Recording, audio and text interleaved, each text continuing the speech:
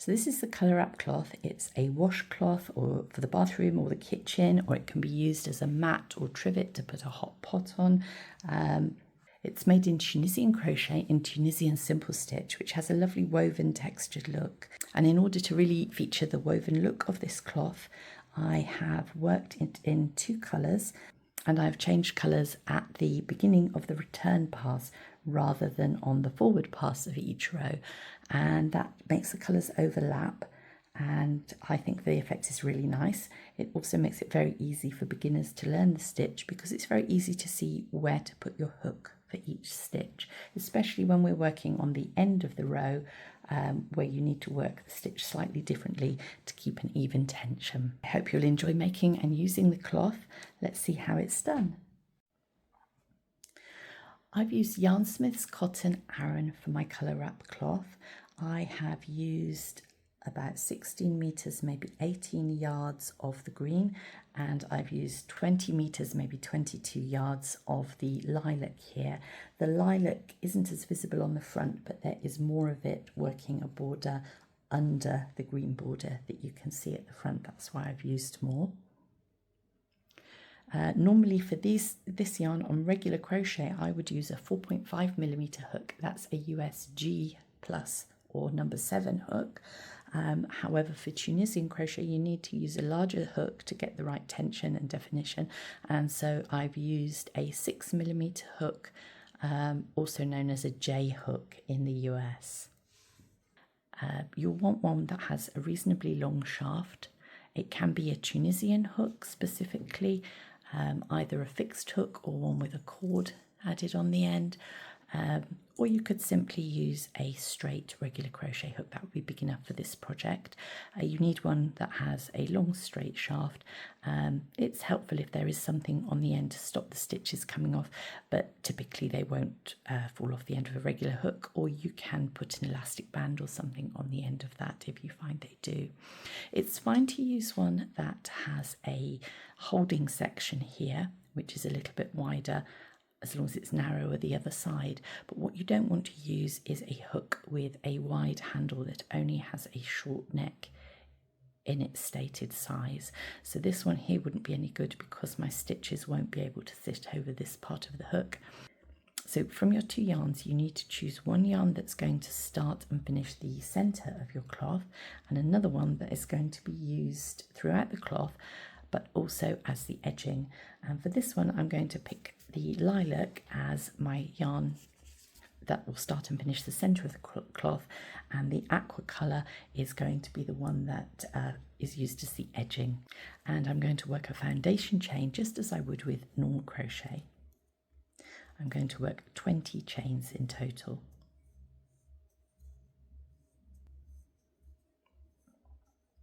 So there are my 20 chains. To start the Tunisian simple stitch, I'm going to pick up a loop in each of those chains. Now for regular crochet, I like to pick up in the back bump. I'm going to do that for this cloth as well, because I'm going to work regular crochet around the edge. Usually for Tunisian crochet, you would pick up in one loop only of the stitch, but because I want to work regular crochet in it, I'm going to use the back bump, and I'm going to leave one chain which allows for that twist there. So I'm going to pull up a loop here and in the next back bump and in all of the back bumps to the end. And there we go, that last foundation chain just needs a little bit of help. So those are the chains all worked into, and we'll check the number of loops on the hook. 2, 4, 6, 8, 10, 12, 14, 16, 18 and 20. And now you might wonder how I still have 20 loops when I missed the first loop here, but remember we already had one loop on the hook, so the number of loops will match the number of foundation chains you had. So now all Tunisian crochet rows have 2 stages, one where you pick up the stitches, which is called the forward pass, and one where you remove the stitches, which is called the return pass. And the way we create the colour wrapped look in the Colourwrap cloth is to change the colour before working the return pass. So we're going to leave this colour here for the next row's return pass, and we're going to introduce our second colour. So we'll tension that, and what you might like to do is to just wrap both of the yarns around your little finger. I find that really helps me maintain the tension evenly there when I'm changing colour. And we're going to wrap the yarn around the hook just as if it were our existing yarn, and we're going to pull it, the new loop. We're going to pull the new loop through one of those loops on the hook, and that's the first step of our return pass. Now each of the other steps of our return pass, we're going to wrap the yarn once around the hook and pull it through 2 loops. So we'll do that again, round the hook and through 2 loops, and we'll continue to do that until we've removed all the loops from the hook and we just have the active loop that we've just pulled through.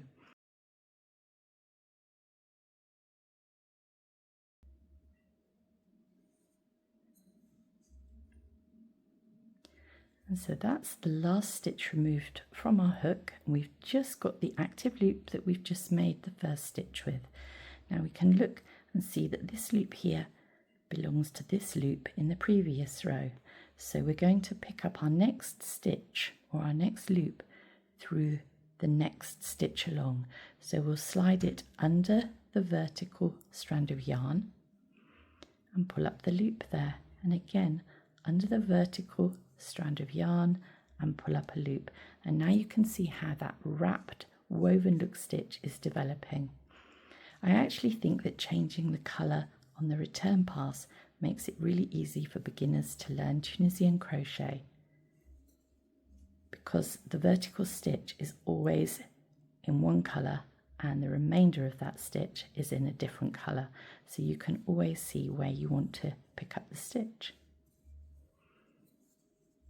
especially if you use a high contrast colour like I have here. I really like how the lilac and the aqua are turning out. So we're going to continue doing that all the way to the end, and then we'll begin our return pass again.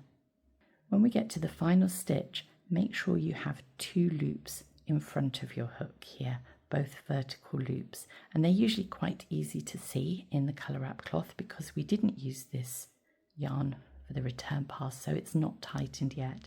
So we'll bring both of those in front of our hook and pull up our green or aqua thread, and then we can just pull that again to tighten it, and that will give you a nice crisp edging to your cloth, which will be really easy to work into when you're working the edging. So now we're going to work the return pass. We'll do exactly the same thing again.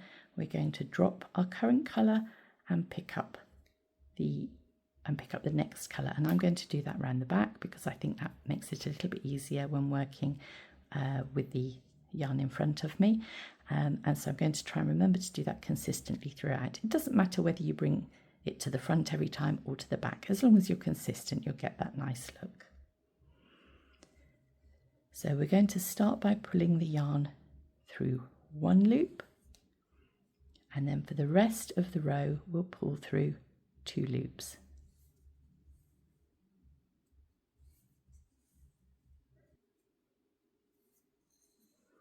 And there's our final stitch. We'll pull through that one, and then we're ready to start our next row, the forward pass of our next row. So we are going to slide our hook under the vertical loop at the front, and again slide our hook under the vertical loop and pull up a loop. We're going to do that all the way across. Even though I've changed colour, I'm doing exactly the same thing. And again, those vertical loops are really easy to see.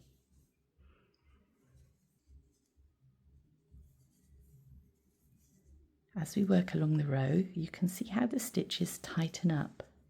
Here it looks like I'm using a hook that's too large, and for traditional crochet the 6mm hook would be far too large for the yarn, but as I pick each stitch up with the next row, it tightens up and it makes a really lovely density and texture for the washcloth.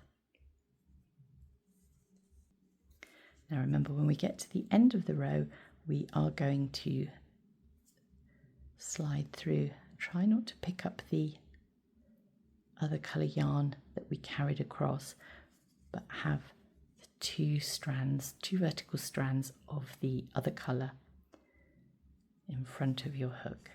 And you can see that we're pulling up quite a nice firm edge there. If we didn't do that, if we just went through one each time, it could end up a little bit saggy and baggy on the edge. So again, drop your yarn ready to work the return pass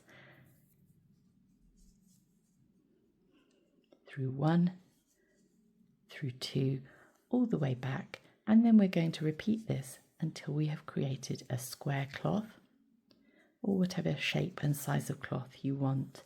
Now you can alter the size of the cloth very easily. There's no particular stitch pattern to work here, so we don't need a multiple of a certain number of stitches.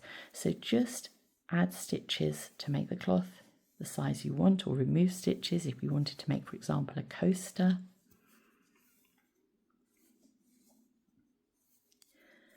And then you can add or subtract the number of rows to make the cloth the size you want. I want a square cloth, so I need a total of 18 rows, and we can count them like this: 1, 2, 3.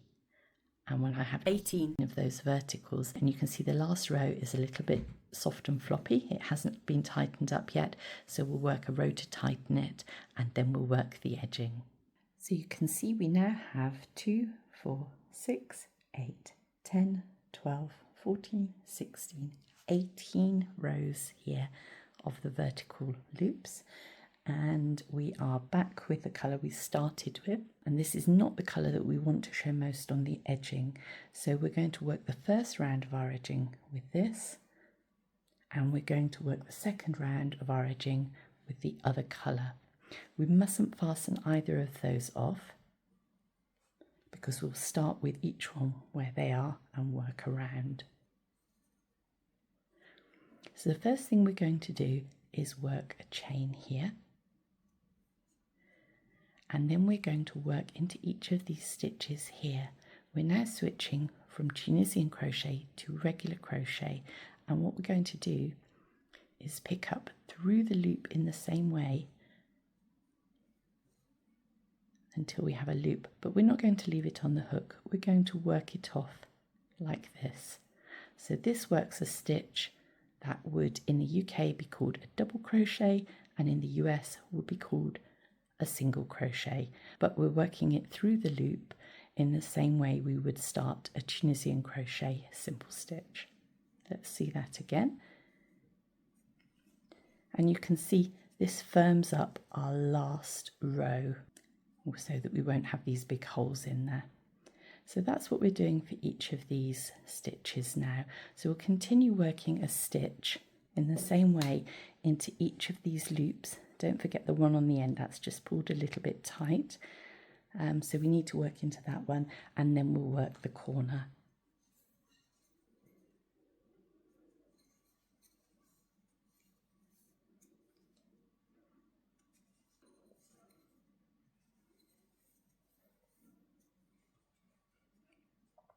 And on the end, remember that we bring both loops in front of the hook, and we keep the strand of yarn that we pulled behind the hook. And so that's the last stitch of our row. We have a stitch into each of those stitches here.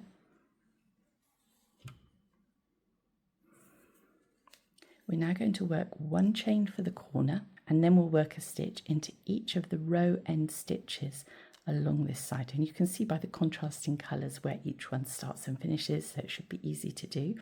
Again, we mustn't forget to work into that first loop here. It's now a little bit loose, so I can tighten that slightly by pulling on the yarn. So this is the same stitch that we worked into as our last stitch on the other side. Then we'll work into the next colour, and here I'm actually going around all the loops on the side, the one for that row and where we pulled the yarn behind, so that won't be visible on the back.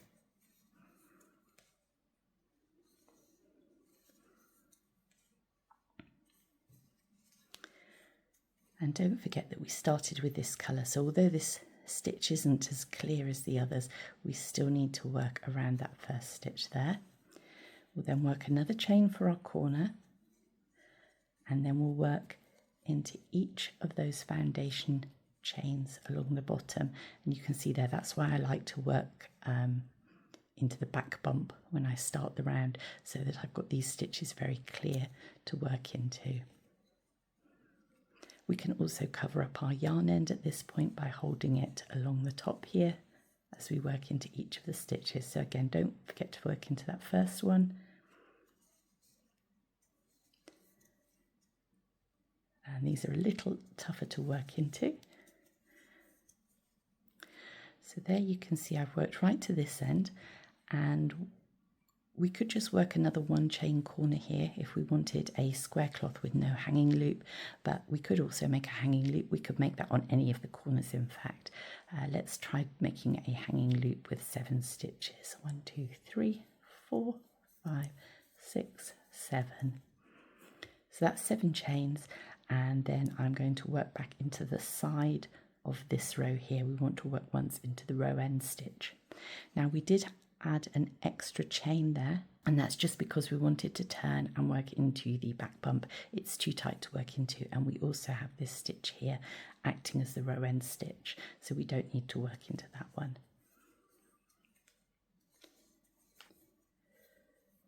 And then remember, your last row end stitch will be the turning chain that we worked at the start of this edging round.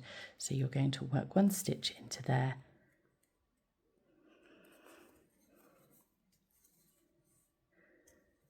a turning chain for the corner, and then you'll stitch into the first stitch of this round, which was the one that we worked into the first loop of the round, the vertical loop of the previous round. So that's our slip stitch to finish, and we can now fasten off that yarn here, and then we're going to start working with the other colour. So we can see this yarn here starts at this point, so that's where we're going to start the second round of the edging. We're going to pull it through the nearest, this is the nearest stitch, and then we're going to very simply slip stitch in each of those stitches and the corner chains of the previous edging round, except for the chains that we included only as part of the hanging loop. So that's all of those stitches. Now here we have the corner chain space, and we can just work into the chain space or into the chain, it doesn't matter which. I've worked into the chain space there, and then we are going to work into the stitches of this side, and we'll do that until we get to the end. The end of this side, I'm coming up to the hanging loop, and I don't really want that to hang open, so I'm just going to work 1 stitch into this chain space here, and then I'm going to start working again into the first stitch on the next side, and that will tighten that up a little bit. So you can see my hanging loop now looks like that. Final corner is here, so just work into the chain space or into the chain, whatever's easier for you.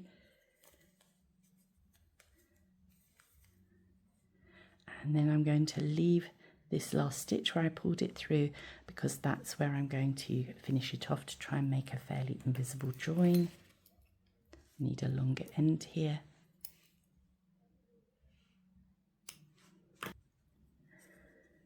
So what we're going to do here, we know that we can work under this one, just like this one's yarn goes under the next stitch. Careful not to split the ones in the contrast colour.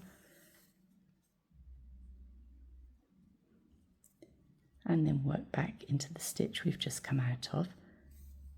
And that should give a nice, fairly invisible join. I'm just going to tighten it up to match the tension of the stitches around it. I think, yeah, that's about right. And there's our finished cloth. And then work in the 3 remaining ends, and I'm going to try and work them through the same colour because this is such a strong contrast colour.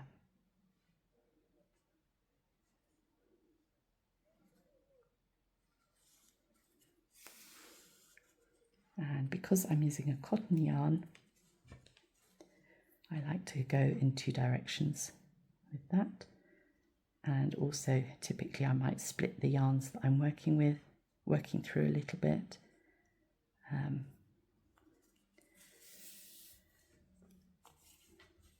Let's make sure that's not visible or too tight from the other side. It looks fine. So there's our finished cloth. To me, that looks the right way up with the hanging loop on that corner. And you can have a closer look at the woven texture that it has. Tunisian crochet isn't as stretchy as regular crochet or knitting, so it could be really good for a cloth that you want to have a bit less stretch.